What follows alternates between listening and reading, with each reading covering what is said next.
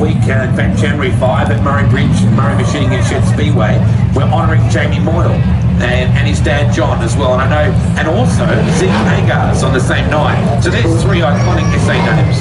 Absolutely, Jamie's my good friend back in Oxford. He was there several years before I got there, and actually he was one of the ones that really started running our weekly back in the mid-80s, like long before I could race the Sprintcar. So, but as soon as we become friends, we always get on really good together. And he's done one thing that you will never be able to equal. The mustache. I can't do that. The dirty mo. How good is it? So it's really cool to have him back. He's coming back to see, to visit his lovely mum Shirley, who's battling a cancer battle, and also his dad John, who sadly has dementia now as well. But the Moyles are coming home and we're honouring them, and I'm really excited. Absolutely, James is a great guy. His mum and dad are awesome, so it should be a great night down there. Sammy Walsh and Dean Brindle on the front row. Sayer and Johnson second row.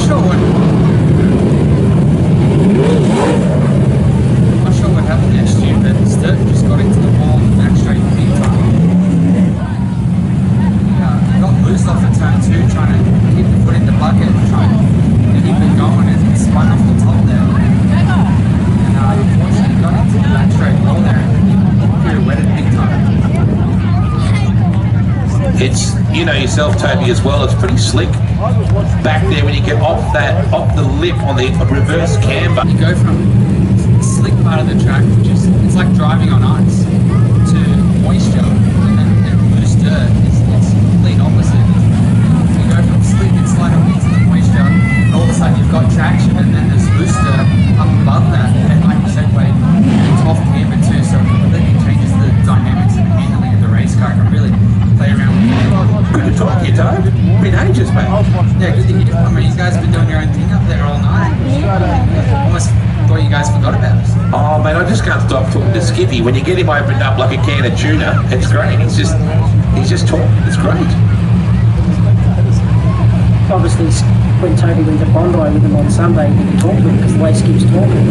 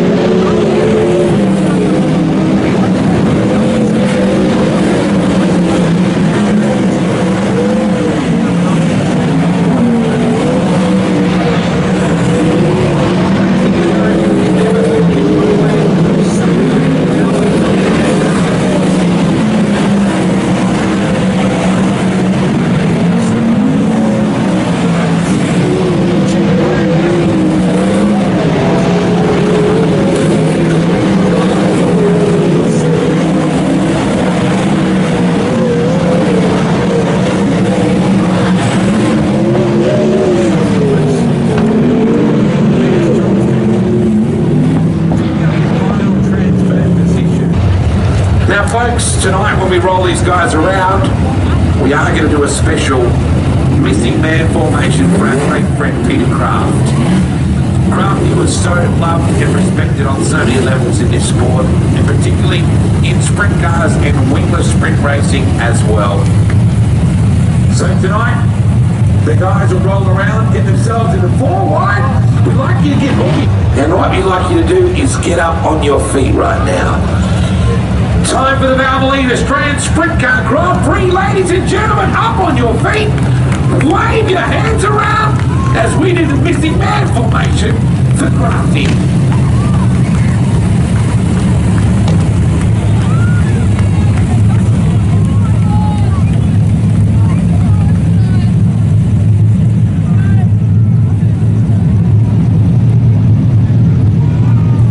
Looks very cool out there. The hill looks very nice. You guys all got it lit up? Good work. Well done. Back straight. Well done. Main straight as well. And our guest announcer has reappeared, and I don't mean Jeff Leask. Yeah, no, 3 to 4. There's Harry Dallowine and Brian Linegas. There's a lot of really cool guys here tonight. You should have probably just said cool guys, not old guys. They're cool. The streak. The streak, yeah, wow. 35 laps ahead of us, folks. Ladies and gentlemen, boys and girls, it's time to rock the house.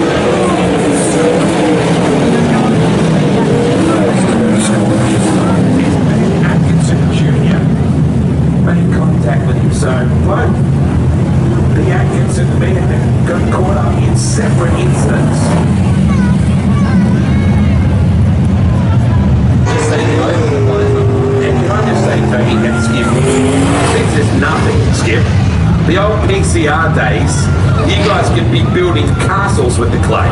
Yes, back in the old days, like when I used to help Werther when he used to race against Streak and them guys, he used to have a lot of mud in the car. Sticky clay, right? A lot of sticky clay. How's this for a stat? Sean McDonald has said it to you as well, so I don't think you've been left out. No, you're not been out of line. From the 38 times the Valvoline Australian Grand Prix has been run, Australia has won it 19 times, and America has won it 19 times. Because there's obviously been one, this is the 39th running, so it's never been a washout. So a good chance that Australia's going to finish on top. Yeah, I'm taking it as that you guys can have an American. Thanks a lot for that, Toby. Good on you, Einstein. Jordan Fraser look quick. What can he do out of the inside?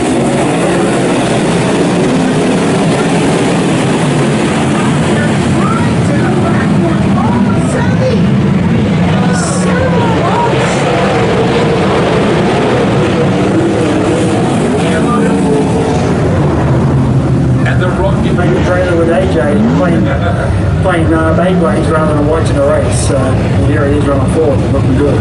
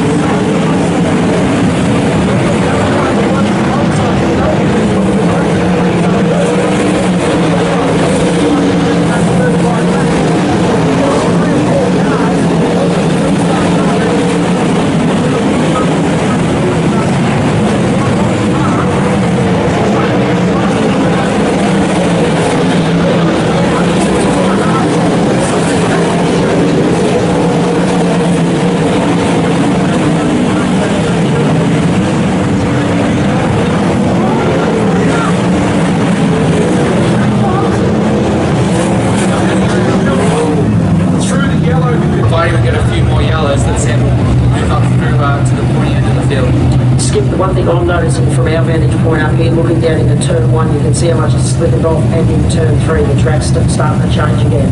That's fairly normal on a race like that. I think wound up, but I'll tell you what, he has been so fast over these last few weeks. Isn't it good to see James Thompson back behind the wheel after missing so many of the first weeks of the season due to an illness, a stomach illness? So good to have him back now.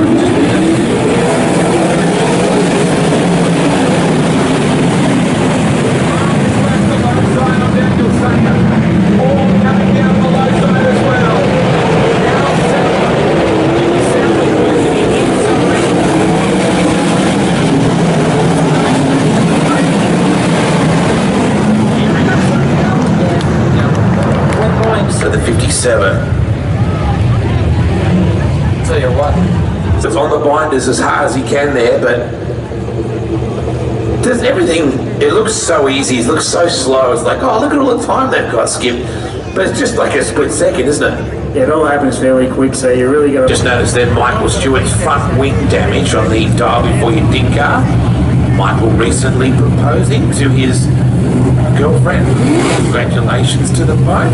Prix will be ecstatic about that, so congratulations.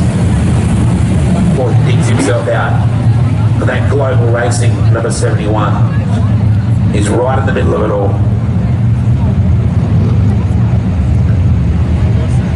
Alex Orr inside your 4th row. Danny Reedy alongside him. Mick Sala. Sala's have been a breath of fresh air in this sport. They just do things so very well.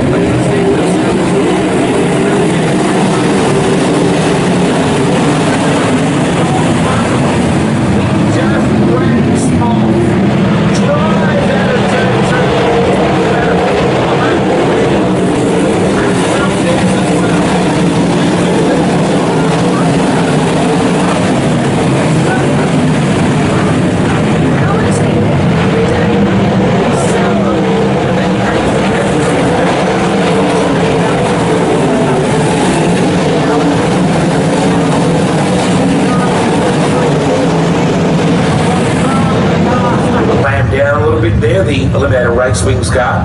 Great driver Adam Musselbrook started his career in leader cars, and he raced a very famous speaker, the Dark Family Esslinger. That right here.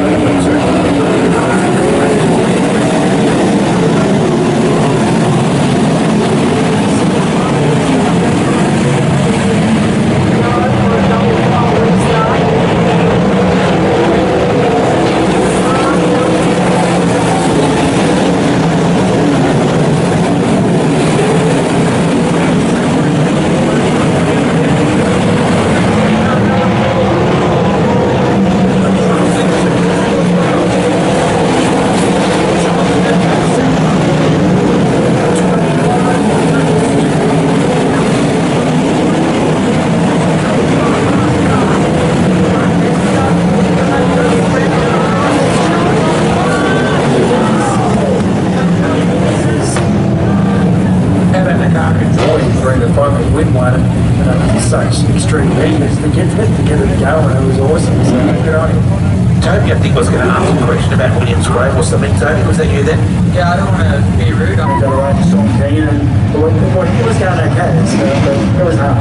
Made the Semco car one of the most iconic cars in all of Sprintcar racing. Shoot, 20 to go for Robbie Farr.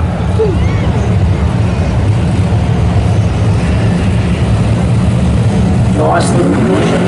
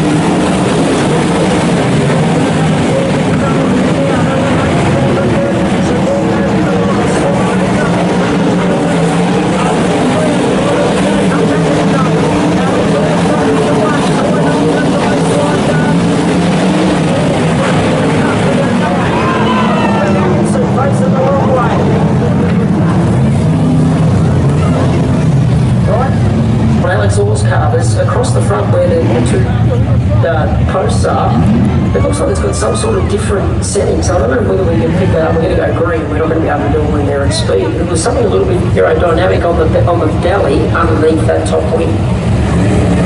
17.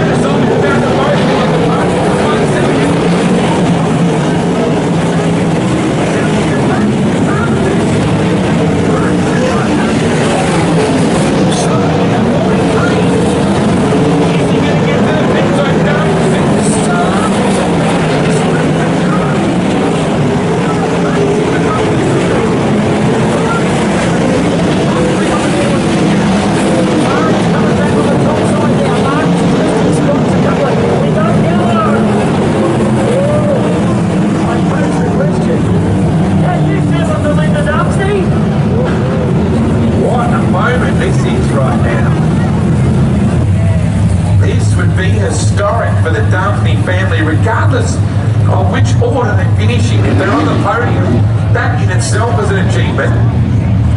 Lights are out.